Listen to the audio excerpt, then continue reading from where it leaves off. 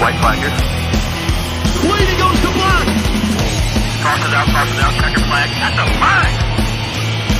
Awesome drive, man. Awesome drive. It's nice to close out a race like that. That was awesome. This is the Team Blaney Podcast. Welcome, everyone, to the 2023 season, episode 22 of the Team Blaney Podcast. My name is Kate Mez, and alongside me is co-host Steve Mez. That's right, it's the first Team Mez takeover of 2023. As always, this podcast is brought to you by fans for fans. Collectively, we have been following the drivers of the Blaney racing family for more than 2 decades, and Team Blaney itself launched on social media in 2014. Each weekly episode of the podcast offers an in-depth analysis of Ryan Blaney's latest NASCAR Cup Series race, plus news, notes, and a lineup of special guests throughout the year. This week, we break down the number 12 team's run in the Ally 400 at Nashville Superspeedway. Well, hello. Hi, Kate. Awesome. This was a great week to travel. Yes, it was. We made our way down south and actually attended this race. Not a great week for the race itself. No. Positive note, it did not rain while we were down there, so that was nice. Which is amazing because Adam and Tara were there. Yeah. And usually what happens when Adam and Tara go to races? They bring the rain. They bring the rain. So they came from the south and did not bring the rain with them, or it held off at least long enough for the race. Adam and Tara decided to take the rest of the week off. They're vacationing somewhere in the Tennessee mountains, having a good time. So we're going to go ahead and try and plow through this best we can. We'll do our best. We'll do our best. But we did go to one of our tracks. And I don't know if any of you have been following along, but when my wife is on with me, we have a map of the United States, a corkboard map.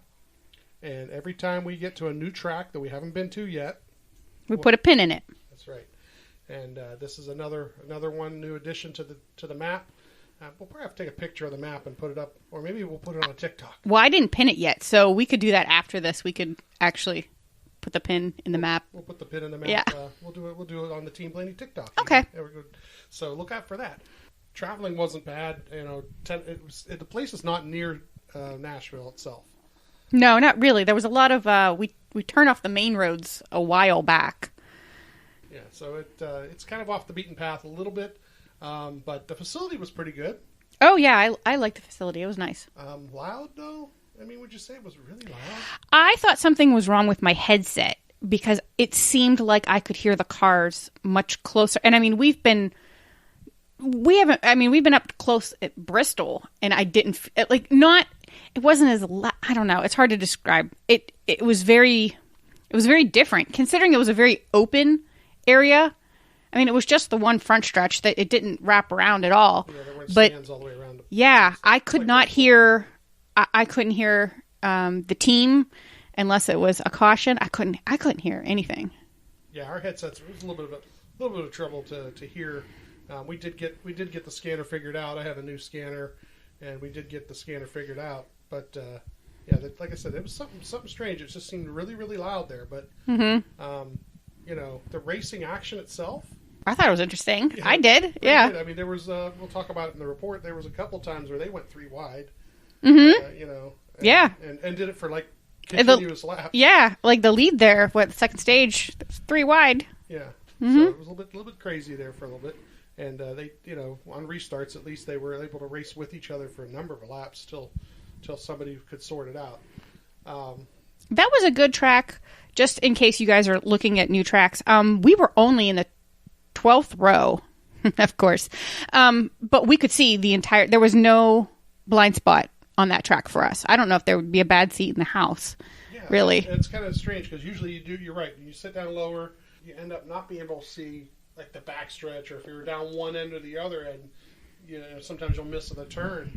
But you're right. We were only like 10 or 11 rows up, 11 or 12 rows up. And when we get to it, I'll tell you the one thing I did not see directly. The one thing. Okay, when we get to that in the race report? Yeah. Okay. So we're gonna go ahead and do this race report, and obviously it won't be quite the same because we wasn't sitting at home doing it, so I wasn't able to take quite the same notes. But and it's not very long No. But let's start off. Friday practice was 50 minutes, and they did about a 15 laps. It was only 2/10 off the leader, but that was 16th, so that tells you how close together they were right off the bat. 18 minutes in, they came back out. All of a sudden, they were about 0.111 back of the 23 minutes in. So they went back out. They got faster. The 45 came back out. He was the fastest for a while. Ryan was 0.268 back of him, which was like 12th best. 30 minutes in, they came in, and then they came back out. They'd run 20 laps by that point, or 35 laps total by that point. The top Ford was the 6 car, actually, at that point. And 35 minutes in, the 8 car spun out. 39 minutes into the practice, they come back out. They try to run it out for the most part. 5 laps in, he jumped to P11. So every time out, they improved on speed. Was the second fastest Ford at that point even. So the single lap ended up being P13.339 back. But I think a couple of cars came back out and did like qualifying laps too during the practice. And Ryan actually, usually during practice, I don't get like a lot from Ryan. But on this occasion, he actually said that whatever change they made helped, and it made it more secure on exit. So that's usually something I don't hear during practice. Usually he gets out of the car and tells Jonathan and stuff. So their 20-lap average was 6th best, which was pretty good too. So we get to Saturday's qualifying. He was in Group B, going out 9th. Ryan and Josh discuss what line to run because once Ryan gets into the car, we'll talk to Josh about who's run the fastest lap so far or what line. The 45 went to the top of the board right before Ryan, went out. Ryan went out, and it was P3 with 9 more cars to go. So, he said he was a little tight. So we knew it wasn't going to make the top 5 there. And he was 0.190 back of the 99, but he got knocked out. And the 99, the 1, the 45, 31, and the 5, they're the top 5 there. And in the second group, it was the 23, 24, 11, 19, 22 in Group B. So he was 0.025 from being in the top 5. In Group A, which really is 0.025, is really, really, really tight. They get to the pole qualifying. The 99 actually crashed during the pole qualifying. The 23 spun out. The 99 had to go to backup car, so he was going to go back in the field. The 23 didn't hit anything, so he get to save his position in 9th. The 1 car wins the pole, and Ryan, when it all sorts out, is P13 for race day. So, not too bad. The speed really wasn't that bad. We get to Sunday, race day, the stages of 90, 185, 300, 10 sets of tires, a fuel run of somewhere between 69 and 74, but as we see, with the green flag stops, they don't go quite that far. They try to split the stages, which is a whole other story. We talked about this, actually, where they split... I didn't like how they split the stages. Yeah, these stages were only, was it 90, 95, and 115. All that did was, strategy-wise, was if it went green, you split it in half. Yeah.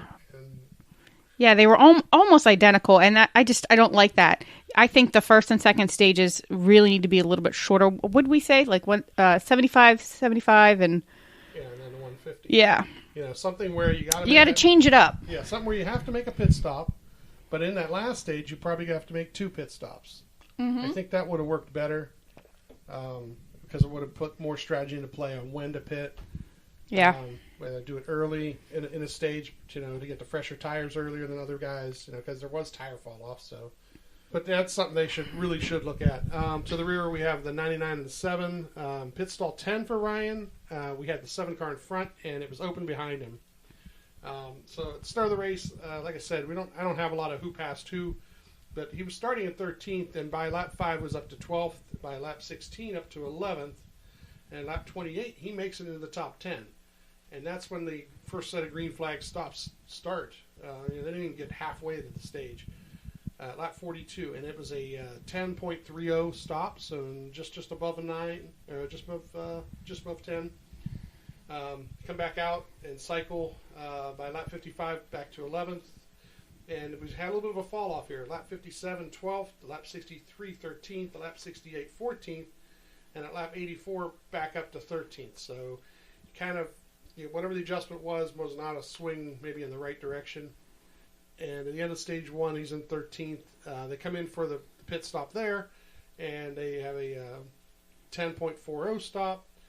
And actually don't lose any positions on pit road. They actually gain a spot because I believe the 8 car? The eight was speeding. Yeah, so he's P12 for the restart at lap 97, and this is what you mentioned earlier beforehand.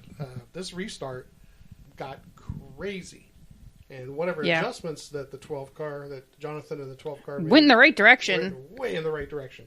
Like I said, starting 12th on this, 3 wide, 2 groups of guys 3 wide in front, and by lap 101, Ryan's all the way up to 8th. At lap 104, in 7th, passing the 5 car.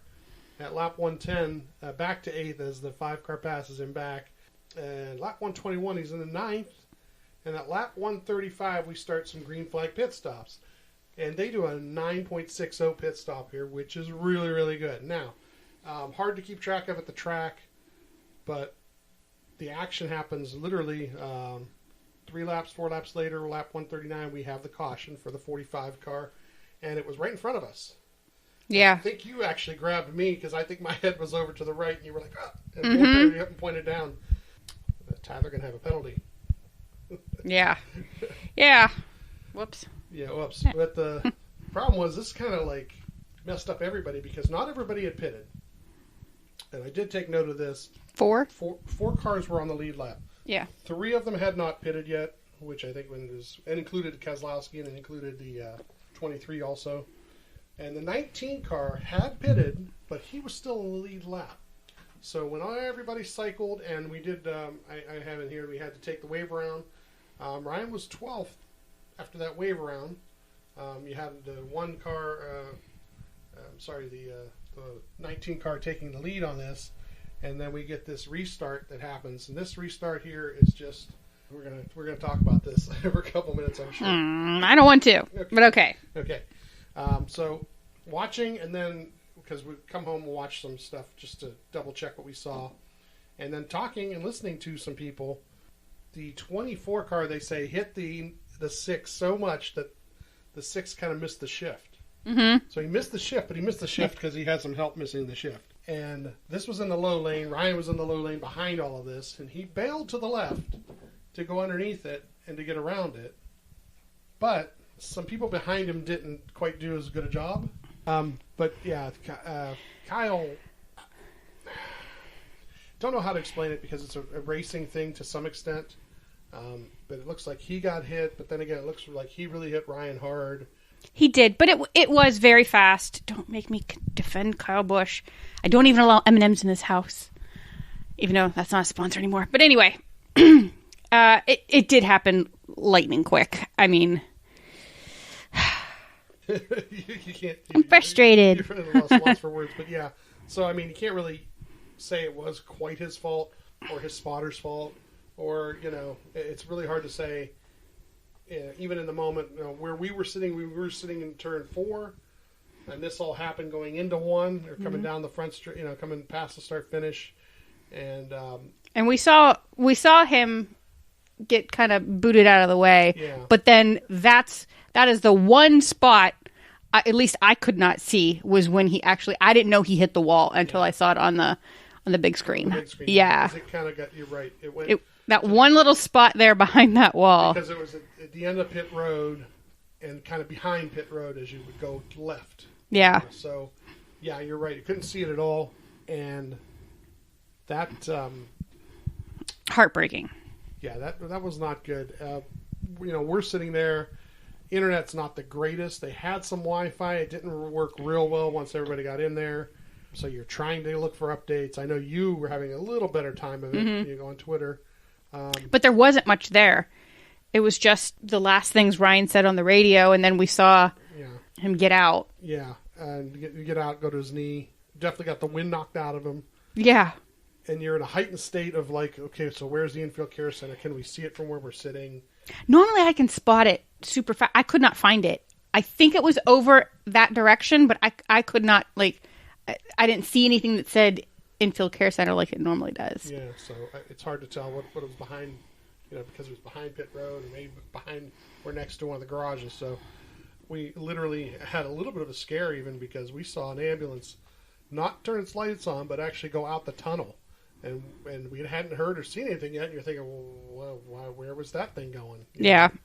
Apparently it was just going outside the track, and there was nothing there. But for people that didn't know anything and didn't hear anything, yes, we were a little nervous, but it took about, I think, 20 minutes before we saw that he was released. Yeah.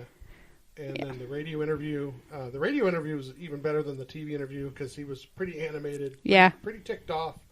Dropped a bomb on there, but he was right. I mean, why isn't everything into place? Just have safer barriers. How many times have you and I had this conversation? I mean, I think since back when Kyle Busch broke his legs, we've had this conversation at least a dozen times.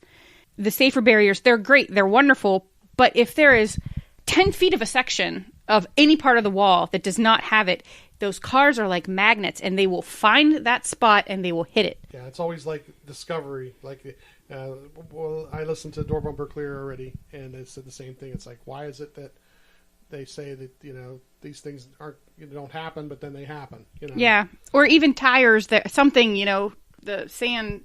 Something. Yeah, and something to stop. That was something that was said today. Also, is that the section of wall is not big enough to put a safer barrier on. Which, okay, whatever the restrictions are on that, but they could have done something else to it. Really? I was right. You're right. That's exactly what some of the people said. Different sources, NASCAR people were saying that. Okay, so you can send the check to Kate Mez. So yeah, then he gets 2 interviews. They do the interview that you can see at the track. Yeah, it might have been one of the TV interviews. We've absorbed all the interviews since then. Mm-hmm. To me, it looks fine. Okay, a lot of panic online. The thing about it is you don't necessarily know until it could be days. That if there's some sort of concussion-like symptoms or anything like that. So. The fact that he was able to walk away, the fact that he was actually able to get out of the infield care center without, and be able to do interviews is a pretty good sign to me. Yes. I know a lot of people said his eyes looked different. They looked glassy, but I know that if I hit a concrete wall going, what do you think he was going? 60? Yeah. Maybe, at least? More, yeah. Mine would look glassy too. Yeah. But I'd probably be a big ball of tears and sweat because, by the way, it was 94 degrees when we got out of the car, and my phone said it feels like 105. So yes, it would have been miserable inside those cars. Yeah, and they commented during the race that they must have a new system because I thought I heard him saying something about it working pretty well during the. Well, good, because it was warm. So he ends up P36, and the one ends up winning the race. Watermelon for everybody. It just makes the playoffs more interesting because he will, Yeah, there's not a whole lot to talk about the third stage. I mean, I know Ryan wasn't in it, so obviously it wasn't quite as interesting, but there really wasn't that much. I think everything that really happened kind of happened in the second stage. Like the most, to me, passing and racing, and I thought the second stage was the best. Yeah. Yeah, I mean, I guess there was, at least the 19 and the 1, and there was some pretty good racing around some people, and some people had pitted at one point and gotten tires and worked their way back on the lead lap in that third stage. So I mean, there was some stuff there. Like I said, the racing on the restarts was really big because they did race side by side for like 4 and 5 and 6 laps. Yeah, they did. So it's still hard to pass, but. The 1.5 miles is a little easier. It's not a 1.5 miles, it's a 1.3 miles. But that type of track is still a little easier than a short track. So, not a lot of points here for the standings. This kind of sorts out to in the NASCAR standings now. He is down to 8th at 502 points, so he's 74 points back of Martin Truex Jr., who's still leading the playoff standings, I think. They moved around a little bit too, so yeah, he's in 8th in the projected playoff standings at this point. Also, so he's the top Ford. Yeah, that is true. He's the top Ford. That's good news to some extent, but top Ford in playoff standings. Yeah, I was gonna say, what'd you just switch to? Regular season. Regular season there. Yeah, Harvick has been past him. We've got weeks to go till the playoffs, and these things hopefully just a one-off kind of thing. Doesn't happen every week, and. Let's move on from this. Well, when you move on, it seems like it's going to be one giant question mark. Yeah, I mean this week coming up. Who knows? You led me right into it, and I wasn't even like I'm like blanking out. I'm like, no, you're right. This week, who knows what we're gonna get? Let's do a real quick recap of the NASCAR Fantasy Live League for the Team Blaney podcast here, and so let's do the top 10 at Nashville first. In 40th position is Mez 12. So you didn't help me with my lineup this week. That's why. You're right. I didn't. He's right. Adam at the Team Blaney host Adam at 222 and 30th. So let's get to the real people here, the top 10. I'll help you this week. We'll see if you get any better. Okay. Okay, so we've got a tie for 9th. We've got Rochi 12 and Matto. Or Mateo, maybe? M-A-T-T-O. I don't know. Sure. Either way. Okay, in 8th, we've got No Hesitation. Tied for 6th, we have Eric D, 15, and Pocono Lady. Then we've got a 3-way tie for 3rd. We've got Vincent T, 12, Clyde's Chicken Pit Racing, and Blaney the Goat. Then in 2nd, we've got Bulldog Go 277, and at the top, we have USC Alvin. Yeah, so in that top 10, we were looking at only like 15, 16 points between. Yeah, they're pretty close. So it was pretty tight this week. I can tell you my big problem with my lineup was with the Wi-Fi. Sure it was, guys. Sure it was. Tyler Reddick gets knocked out. I have Tyler in the lineup, and not good. Couldn't swap him out, and it probably would have been about 15, 20 points. Would not have put me in the top 10, but it would at least move me up a little bit. Let's look at the overall standings now, the updated overall standings. And Team Blaney, Adam in 36th. Adam is not here to defend himself. Okay, so you've got a tie for 10th. We've got Blaring Idiots and The Nutty Gamer. Then in 9th is Alyssa C. 8th, we have No Hesitation. In 7th, we have Eric D. 15. In 6th is some guy. Oh, it's Mez 12. Sorry. 5th, we've got Penske Fan 24. In 4th is Go Larson. In 3rd, we've got Christian Dana. Is that what that says? I believe so. It's like reading one of those charts at the eye doctors. It's so small. Okay. In 2nd, we've got Blaney's Daisy. And then in 1st place right now, we have Factory of Sadness 6. Okay. So, I was 6th last week, and I've lost ground, basically. I was real close to moving up a spot, but I lost a little bit of ground this week, and we'll see what happens this week coming up. But, really, truthfully, let's go ahead and talk about Chicago and preview. Chicago. Who would you pick this week? Do you think that it's all road course guys this week? Oh, I don't know. I mean, I was just looking at the track layout of the course layout. Man, I don't know. I mean, I can't wait to see practice. I can't wait to see them on the course and see what happens. On the track. I don't even know if I want to pick anyone yet. This is what I usually say too, and Adam always picks on me. He says, "Oh, you always wait till practice," but I usually have to wait till practice. Well, come on, we have no idea what. I mean, you wouldn't say AJ Allmendinger or Kyle Larson or Chase Elliott for sure. Who was the second one you said? You said Larson? Larson, yeah. You know what? Out of the three of them, I'd probably looking at AJ just because I think I like seeing him on road courses. Definitely want to see what he does. Yeah, he becomes very aggressive. That's for sure. He does. But like you said, the layout is really kind of strange because, and it's a question I asked Jonathan today, and he just said really good question when I asked him, because do you set up the car like a road course? But it's not a road course; it's a street course, and there's not a lot of elevation changes. You've got different type of pavement a little bit because it's a regular street, and then you're looking at like 12 turns, and it's like 3 or 4 straightaways.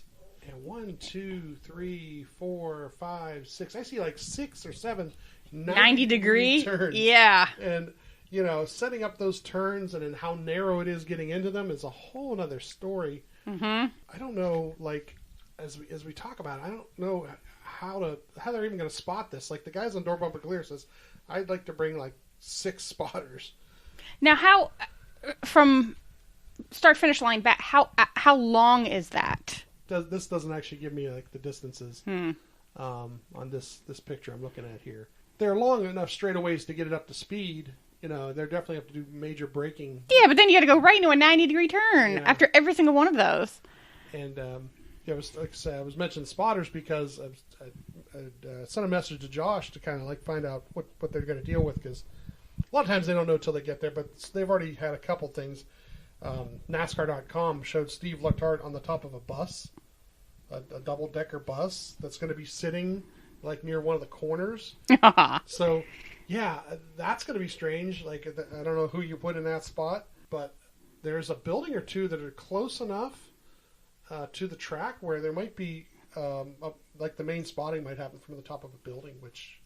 You'd almost... I mean, how else are you going to do it? Yeah. You know? I mean... I want to drive it. Yeah, I want to drive it. Well, yeah. Call some people, see what you can do. Yeah. I think this looks like fun.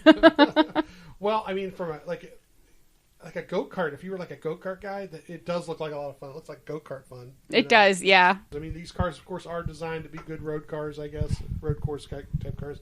But like I said, this is a street course, not a road course, and there is a little bit of difference there that, yeah, I don't know what it's going to look like till this weekend, till, what do we got on the schedule here? Xfinity's at 11 a.m. practice, and then Xfinity does their qualifying at noon. And then at 1:30, Cup has practice, and then they're actually going to have qualifying at 2:30.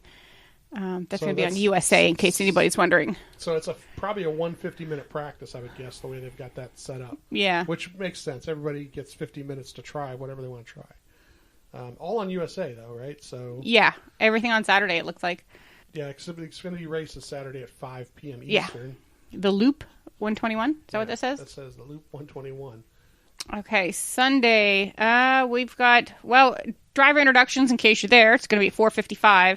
And then the Grant Park 220 is actually going to be at 5:30. And that'll be on NBC. NBC itself. So, and then Peacock is also the backup thing that they use. So you might want to, but I'm interested to pull up the in-car cameras now. I don't know how that's going to look. It's going to be kind of cool. It'd be easier for me probably to keep track of. Have you ever shown a picture or anything on social media of our setup?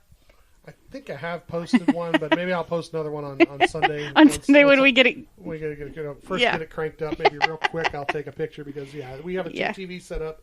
Our larger TV up top will have the race on it, and the one below it, and I say smaller. It's not much smaller, and it's not really a small TV.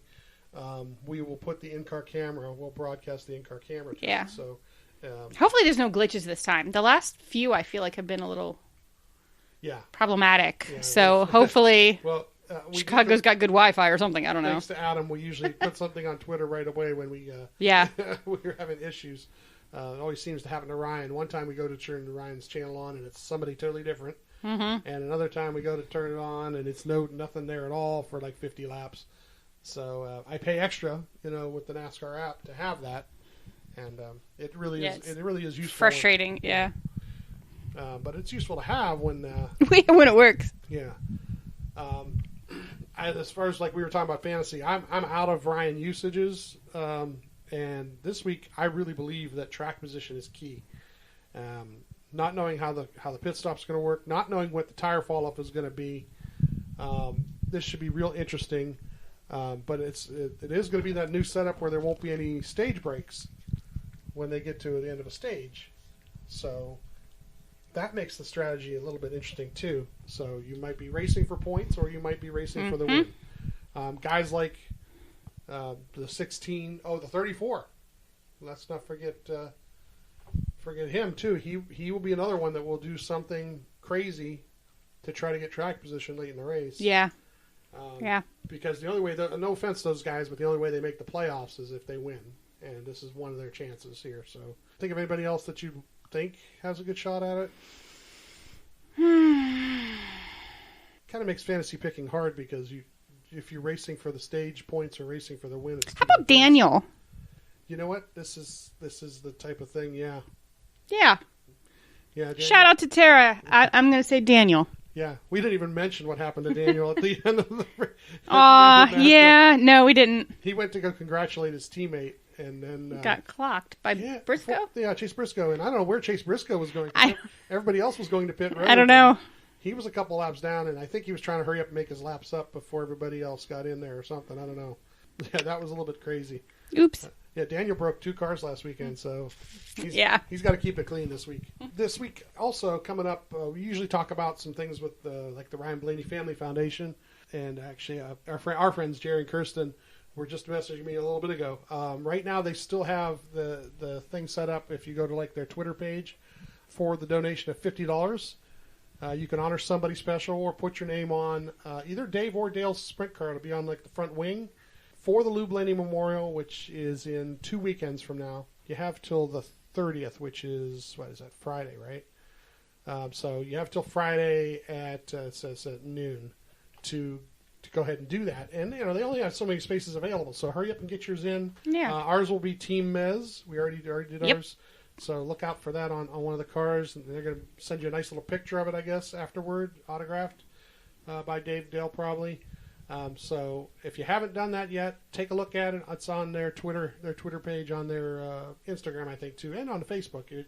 But on Twitter, they've actually got it at the top of Twitter right now as we're recording this Tuesday night. So, give that a look. It's a great way to honor somebody, and it's a great way to donate to the charity. And that night, also, if you haven't done so yet, you want to get hold of, like, Leah. They are going to have a special thing for the Blaney Bunch fan club members at the track at Sharon Speedway that night.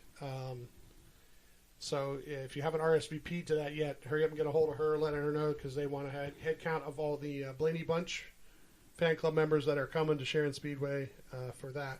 They're actually going to have a special section set up in the stands for them. And like I said, that's coming up in 2 Saturdays. Coming quick. Yeah, so hurry up and get that done if you're interested in going and doing that. That is 2 weekends from now. It'll be the Atlanta weekend. So we may be doing something for Atlanta ourselves, actually. So we've kind of changed plans around because we were going to do the Memorial, but I think we're actually going to try and go to Atlanta now and put another track on our list. That'll be 3 this year. 3 this year. That'd be pretty good if we do that. Yeah. So anything else you want to tell anybody before we wrap it up tonight? No, not really. I think we really don't want to get too deep into like the health issues with Ryan, because like I said, everything's fine. We're probably thinking everything's fine. Yeah, the only thing I can go back to is a couple weeks ago, Noah Gregson had that issue, and it was 2 or 3 days before he showed some sort of concussion-like symptoms. So, yeah, that all just came from fans. It just people are worried. Yeah. We haven't heard. Everything so far has been fine. So the one thing about it, if we just want to talk about the scenarios real quick, Ryan's in the playoffs, waivers and all that stuff doesn't really matter, but health is the most important thing no matter what, in these situations. So you see an impact like that, and you don't know. So hopefully we got a good week coming ahead. I can't wait for the weekend to watch this race. I don't know about you, but even the Xfinity race should be really interesting to see how they handle this road. I keep calling it a road course. Street course. Street course. It's a street course. It's not a road course. So like I said, it's Sunday. The Sunday at 5:30 on NBC.